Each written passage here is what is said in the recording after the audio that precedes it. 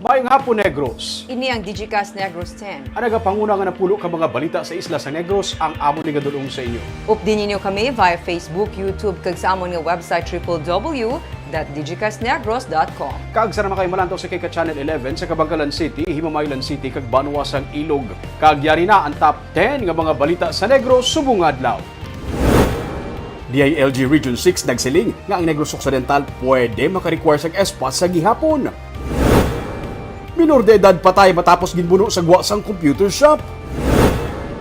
Pabukas ang flights gikan sa Clark padulong sa Negros ginalantaw kung posible nga matigayon. Dugang nga face-to-face classes sa Bacolod magasugod sa bulan sang Disyembre. Kag sa Good Vibes, nakahibalo kamubala nga mayara sang mini zoo sa Bacolod. Inatanan sa Digicast Negros 10.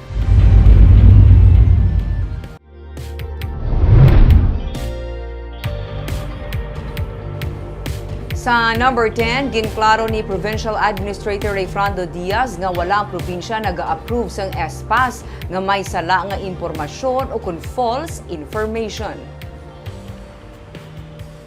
Ini kasunod nga ginkwestiyon ni Ang advisory sang PAL nga naga-require sa mga magapadulong sa Bacolod nga mag-declare nga sila ang residente sang Barangay Airport, syudad sang Silay sa ilang nga pag-apply sang SPAS. Suno kay Ang, kasubong lamang nga ginhatagan sang instruction ng pumuluyo nga maghatag sang false information. Suno kay Diaz, wala ang probinsya sang ginaprubahan nga SPAS nga peke ang impormasyon. Ang SPAS application sa probinsya ni Attorney John Orola ang wala ginaprubahan. Suno kay Diaz, bangod indi amo ang address kag ini ang dapat sa Bacolod City. Karon nga nagaproseso naman ang syudad sang SPAS application. Tigaylo, pass-through permit na lamang ang igahatag sa iya. Suno naman kay Orola, nakakuha na siya sang SPAS sa Bacolod kag nag-apply siya sa probinsya, bangod nakabatod man sila sang instruction bahin sa pag-apply para sa amo nga SPAS. Damlag pa, may hindi paghilisugot ang probinsya kag syudad bahin sa pagpatuman sang SPAS sa mga magapadulong sa Bacolod. Baskog sa Bacolod, they should get an SPAS easily. Number 2, PKE ang address, no? Number 3, kinahanglan permit, passing through permit na lang ang i-applyan ni Mr. Orola kay malabay na siya. That is allowed already under the Bacolod unrestricted na pwede na kita ka pass through permit. Amo na ginambal nila baya nga sa Silay kuno. Ay, okay. Kaya ang airport sa Silay. Oo.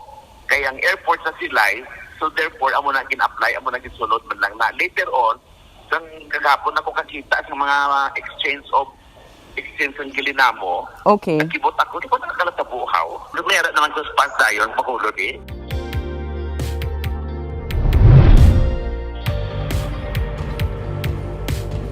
Sa number 9, isa kagatus ka mga volunteers magabulig sa Bacolod Emergency Operations Center para sa natalana nga National Vaccination Days. Gisugdan na sa Bacolod Emergency Operations Center ang briefing para sa mga barangay health workers nga amo magabulig sa mga medical personnel sa natalana nga bayanihan bakunahan sa Nobyembre 29 tubtob Disyembre 1. Sunod sa kay Ang Executive Director sa EOC, may dugang man nga isa kagatus ka mga volunteer nga magabulig man sa mga vaccination center sa 3 ka adlaw nga National Vaccination Days. May masobra sa 40 ka mga vaccination centers ang igatalana sa Bacolod sa tuyo nga malabot ang masobra sa 60,000 nga quota sang syudad.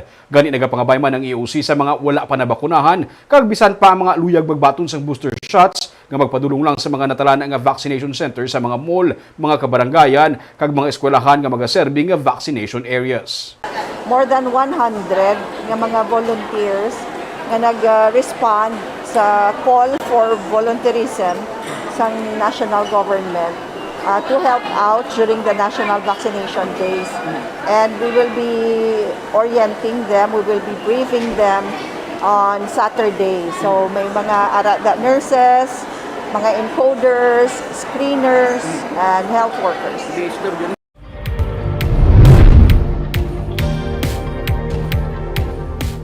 Sa number 8, Magic Land sa syudad ng Silay ang magasugod na buwas nga adlaw sa inang vaccination drive bilang suporta man sa kampanya para sa bakuna. Sunod sa marketing manager nga si Jesric Naria, isa ka vaccination center ang pagabuksan nila. Ang magapabakuna nga 12 anyos tubtub 17 anyos ang paghahatagan sang libre nga entrance ticket sa Magic Land. Pero klaro ni Naria, ini ang magamit lamang sa mga kabataan isa ka semana matapos sila nga mabakunahan. Dugang pa niya, Biyernes, Sabado lamang magamit ang libre nga entrance ticket kag 700 ang ila nga iga-accommodate sa among nga mga adlaw. Magapadayon ang vaccination program tubtub sa Disyembre 16 kag magabalik naman ini sa Enero sunod sa iya. The tickets can only be used a week after the vaccination. Mean to say, if they come tomorrow, Friday, magamit nila na starting Friday next week, no? Every Friday and Saturday lang nila bentahan. Every Friday or Saturday the following week, and the ticket is valid for 3 months. Makapili sila. Sa number 7,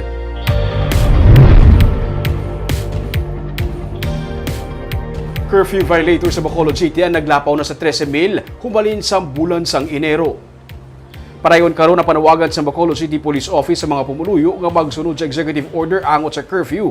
Bangod nagadamo pagid ang nagakadakpan subong sa kapulisan bangod sa paglapas sa curfew. Sa dato sa BCPO, sa nagligad nga semana humalin Nobyembre 15 tubto 21, may ara sang 503 ka mga violators nga gidakop ang mga pulis bangod sa ila paglapas sa curfew. Inibisan pa nga ginidog na ang curfew hours humalin sa 10 PM nga karon 11 PM na tubtob 4 AM.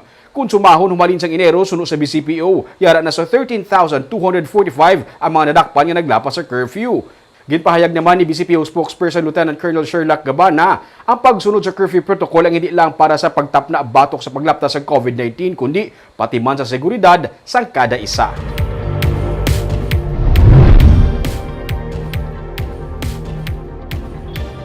Sa number 6, malapit sa tunga sa milyon ka pesos nga balor sang iligal nga droga ang nakuha sa buy-bust operation nga ginpatigayon sa Gwa sang Patro.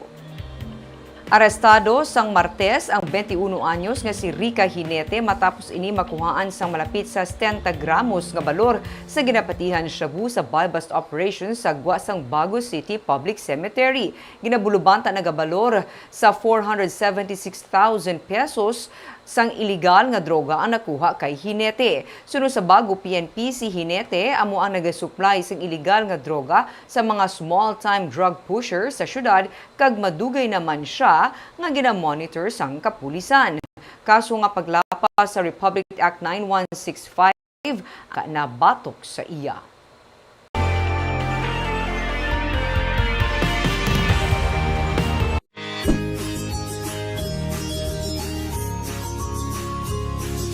Ako si Jeffrey Tam, bakunado ako. Ikaw ya, saan o ka? Magpabakuna na para abansi ka.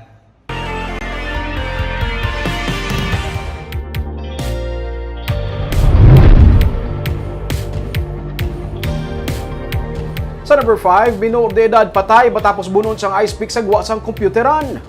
Patay ang 13 anyos nga lalaki matapos bunon sang suspect ka teenager sa Gwa sang computer shop sa Barangay Tangub sa Bacolod City. Sa investigasyon sa Police Station 8, gikan sa sulod sang computer shop ang biktima kag sa iya nga pagwa, gilayon na lang siya nga ginbuno sang 18 anyos nga si Edmond Obregon.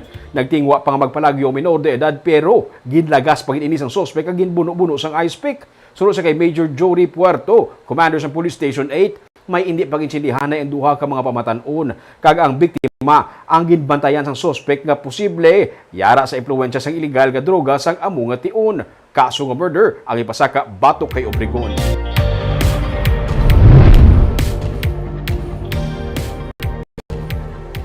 Sa number 4, pagbukas sang trips gikan sa Bacolod Silay Airport padulong sa Clark International Airport ang ginalantaw karon sang probinsya. Sunod kay Provincial Administrator Rayfrando Diaz, padayon pa ang pagsugilanon sa tunga sang probinsya, Kaap, Clark kag Bacolod Silay Airport. Bahin diri kag ini ang ginaplano sa ikatlo nga semana sang Disyembre. Pero isa sa Ginalaw karon amo ang kadamuon sang pasahero para sa amo nga mga trips. Antes pa man ang pandemic, 60% ang load factor para diri. May pagpangduha-duha pa kun bala may nagakaigo nga mga pasahero para sa amo nga mga trips. Suno kay Diaz, ginalantaw ang 3 ka flights para sa PAL kag Cebu Pacific. Magahalin gikan sa Clark, gikan akon las 8 tubtub las 10 kag magahalin naman sa Bacolod Silay Airport sa hapon.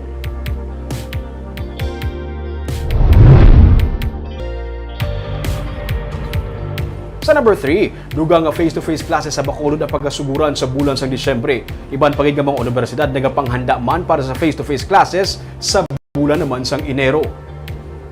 Handa na ang mga retrofitted classroom kag laboratories ang Kolehiyo San Agustin Bacolod nga pagagamiton matapos mabaton ang ilang Certificate of Authority gikan sa CHED, DILG kag local government unit para makasugod na sa limited face-to-face classes. Sa Disyembre, plano sang kolehiyo nga suguran ang limited face-to-face classes sa Bachelor of Science in Nursing kag Bachelor of Science in Medical Technology nga mga kurso.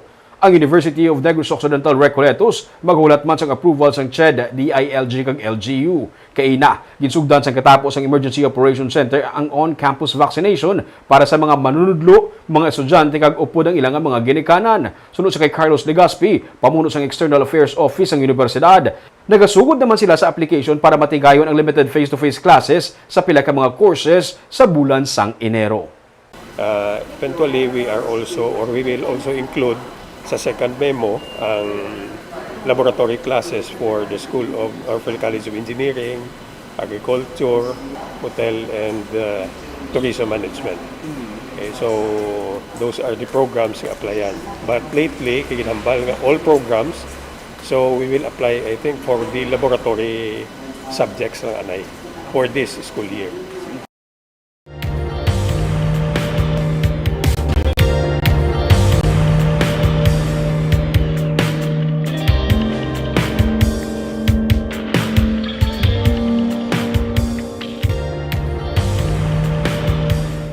Sa number 2, may 78 ka COVID deaths ang Negros Occidental kag Bacolod City nga na-record kahapon. Samtang nagapanawag ang kadamuon sa nga COVID cases sa Bacolod City kag Negros Occidental, mataas sa gihapon ang numero sa nga COVID deaths. May 45 ka mga bag-o nga nagkalamatay tugas ang COVID-19 sa Bacolod City kag 33 sa Negros Occidental base sa records ng Department of Health Region 6. Sa record man sang DOH, ang Bacolod ang may 562 ka mga active cases ng COVID-19. Sa report naman sa Provincial Incident Management Team, 523 ang active cases sa Negros Occidental. Kag sa numero 1 sa mga balita, subong nga adlaw.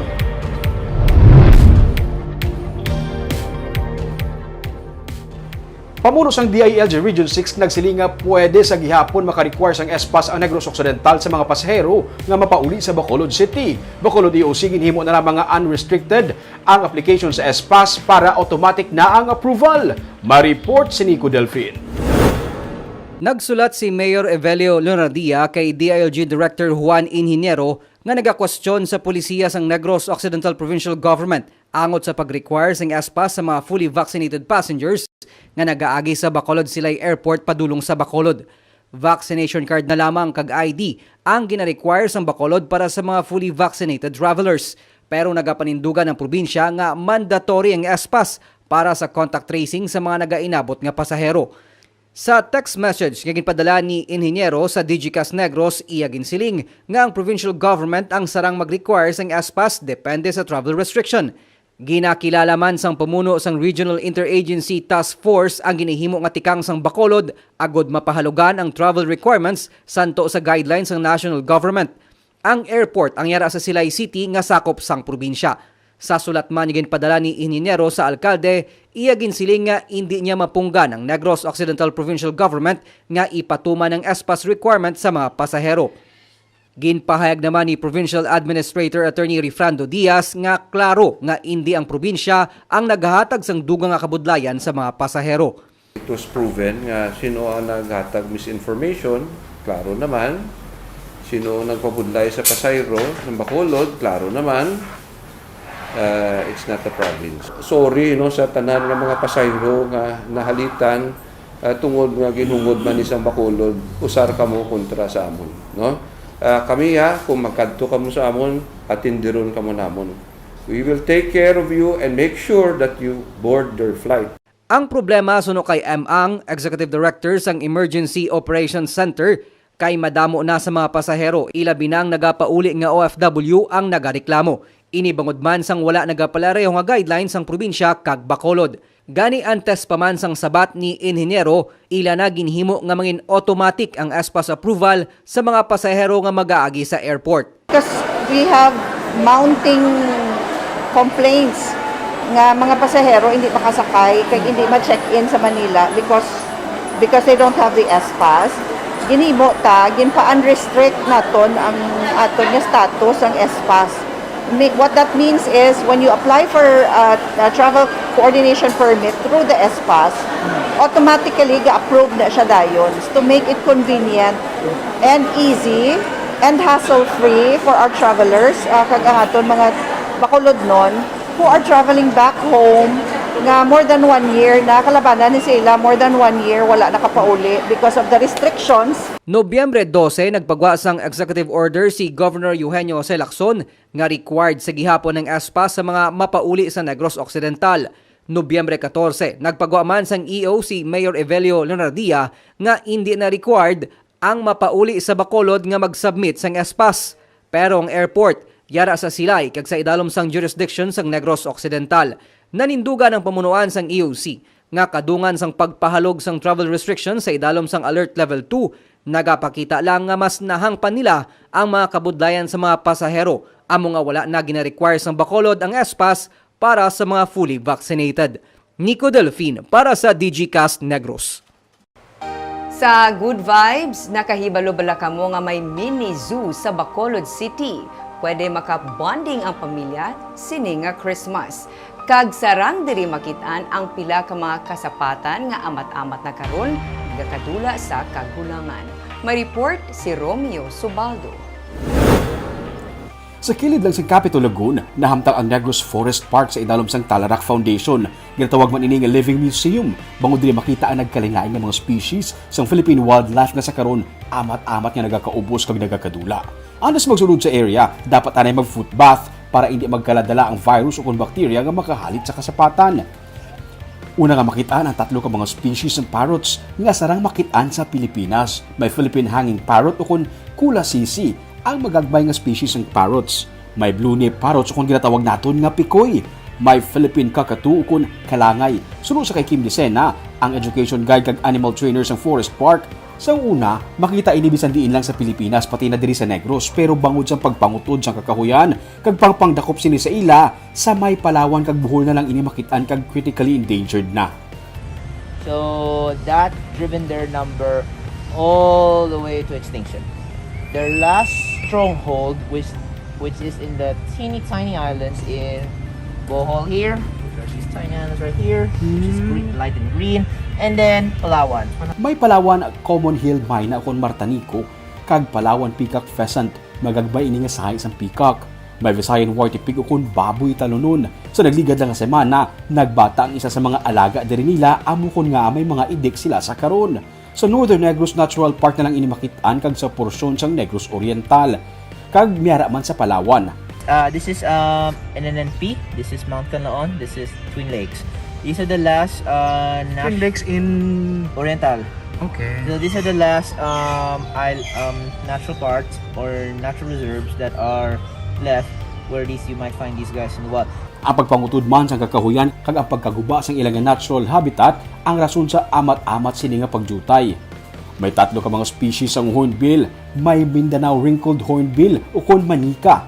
May rufous-headed hornbill o kon ang talarak nga sa Panay kag sa Negros lang makita. Sa Negros, functionally extinct o kung jutay na lang gid katama kag babudlay na iniibalik ang kadamuon nila. Kung mangitlog ini, tag 5 ka bilog kag isa o kung 2 lang nagakabuhi. Critically endangered naman. There are still some left in the wild, but in a very, very few numbers. Ini naman ang Southern Rufous Hornbill o kun kalaw nga mahilig magkagat-kagat sa mga bato. Sa Mindanao lang ini makitaan. Mabudlay kuno ang pagdamo sa mga hornbill kay nagapamugad lamang ini sa mga halo nga mga kahoy nga malaka na lang sa kagulangan. Ini naman ang West Visayan Water Monitor o kun mas kilala naton nga halo. Sang una, mabatian ta pa nga masami, ginaihaw ini gani near threatened na o kun amat-amat naman ini nga nagakaubos. Sa panay kag Negros lang ini makitaan. Makita man diri ang Philippine Eagle Owl o kun bukaw. Ini ang pinakadalag ko nga species ng owl sa Pilipinas. May mga Philippine long-tailed macaque o kun amo. May mga civet o kun singgarong. May tularik o kun Visayan Tarictic Hornbill. May Philippine doves and pigeons, lakip na diri ang mas kilala na Negros Bleeding Heart Pigeon.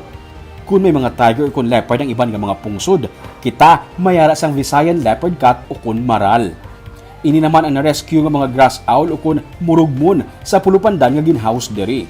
Kung magsulod si Kim sa ilang hawla, nagapinalapit sila sa iya tiil para mangayos ang pagkaon. Makitaan man diri ang Philippine Seraphine Dragon o kun ang ginatawag naton nga ibid. May mga whistling duck. Whistling duck.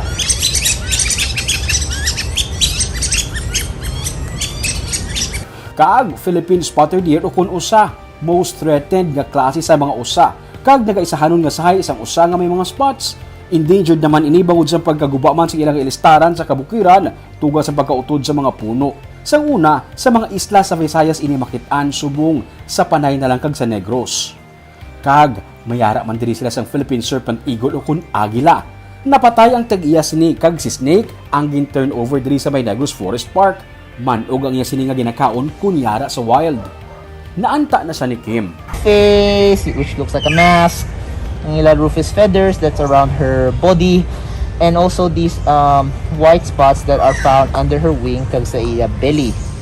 50 pesos ang entrance para sa kids kag 100 pesos para sa adult. Kag sige nabayad mo nga entrance fee, nagabulig ka pa sa pag-alaga sa sini nga mga kasapatan nga karon amat-amat na nga nagakaubos. Barb, ang mga baboy talunon, mga ibid, hinablang ang mga terms. Una, mabatian mo lang na sa ila. Abo na siya galigid, makita mong aktual, ara dito. Kag lain gid yami nga especially sa kabataan no Yes. nga madala mo dito kag ma-appreciate nila. Makita niya aktual. Oo. Sa computer, yung mga video Kag sila sa pinami. or sa libro man ruming Oo. no. Lain gid nga makapanumdum siya nga dapat gid tuod ma-care ta sa sini nga kasapatan. Kag Barb, hindi lang sa bata, bisan sa akon, sa akon ko nga edad, duma baka, may amo ni gali. Kaamo ni gali kaluoy, do amo na sila kajutay. Ang mga talarik na bala, kabulay-bulay na gali buhion, so dudutay na sila, so dapat ang himuon. Kaya mo ka sa malang. Care for the kasapatan ruming, care for the environment. Malay mo ba, si lasta na nga makitaan. Oh, hindi man. Hindi man, kabay pa. Kahagawin itong mga balita sa Negros, subunga adlaw. Kay man sa panahon karon importante nga may ihibalo ka sa nagakatabo sa imo nga palibot. Pero dapat balanse kag eksakto ang mga impormasyon. Padaan kami nga magapangalagad sa Negrosanon. Ako si Barbara Mijares. Tubtub sa buwas, ako naman si Romeo Subaldo, mayong hapon.